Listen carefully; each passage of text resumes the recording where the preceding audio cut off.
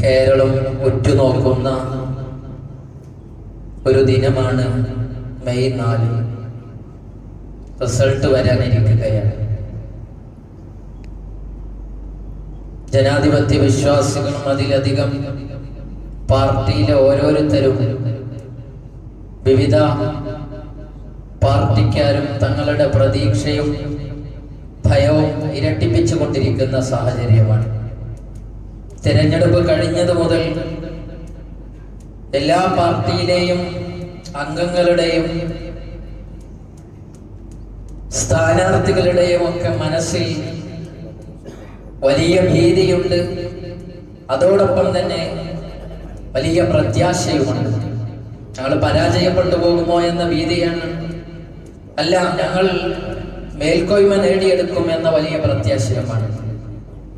Exit പോളും വന്നു, അതൊരു നിരീക്ഷണമാണെന്നും അതൊന്നും ഞങ്ങൾ സമ്മതിക്കൂല എന്നോ അല്ലെങ്കിൽ അത് എന്തായാലും യാഥാർത്ഥ്യമാകുമെന്നോ പല ചർച്ചകളും ഒക്കെ നടന്നുകൊണ്ടിരിക്കുകയാണ്. ഇതൊക്കെ നെഞ്ചിടിപ്പ് കൂട്ടിക്കൊണ്ടിരിക്കുകയാണ്.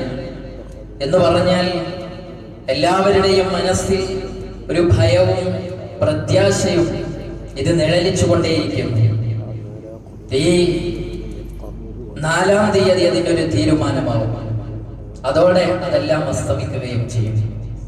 എന്നാൽ ഒരു മുഅ്മിനായ മനുഷ്യനെ സംബന്ധിച്ചിടത്തോളം അവന്റെ തൊട്ടിൽ മുതൽ കട്ടിൽ വരെ ഉണ്ടായിരിക്കേണ്ട ഒരു കാര്യമാണ് അൽ ഖൗഫ് വർ റജാ, ഭയവും പ്രത്യാശയും എന്ന് മുഹമ്മദ് റസൂലുള്ളാഹി സ്വല്ലല്ലാഹു അലൈഹി വസല്ലം. അതേതെങ്കിലും ഒരു സമയത്ത് അസ്തമിക്കേണ്ടതല്ല. അവൻ ജീവിച്ചിരിക്കുന്ന കാലയളവ് മുഴുവനും അവന്റെ ഹൃദയത്തിൽ അലിഞ്ഞു ചേരേണ്ട വലിയ ഒരു വിശേഷണമാണ് ഖൗഫ് റജാ എന്നത്. വിശ്വാസിയെ സംബന്ധിച്ച് ഉപമിക്കുന്നത് ഒരു പക്ഷിയെ പോലെയാണ് എന്നാണ്.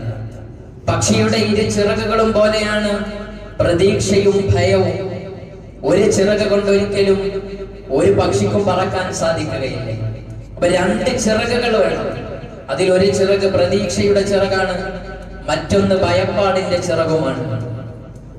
എന്നാൽ ഭയം കൂടുതലാണ് എങ്കിൽ, അതല്ലെങ്കിൽ ഭയം മാത്രമേ ഉള്ളൂ എങ്കിൽ, ഒരു ചിറക് മാത്രമേ ഉള്ളൂ എങ്കിൽ നമുക്ക് ഉയരാൻ കഴിയുകയില്ല. എപ്പോഴും ടെൻഷനായിരിക്കും. നാളെ അല്ലാഹു എന്നെ പിടിച്ച് ശിക്ഷിക്കും, പടച്ചോൻ എന്നോട് ഒരു കാരുണ്യവും കാണിക്കൂല എന്ന് നേരത്തെ തീർപ്പെഴുതിയ മനുഷ്യനാണെങ്കിൽ അയാൾക്ക് ഉയരാൻ കഴിയൂല. ആത്മീയമായ ഉന്നതികൾ ഉണ്ടാവുകയില്ല, രക്ഷപ്പെടാൻ കഴിയുകയില്ല.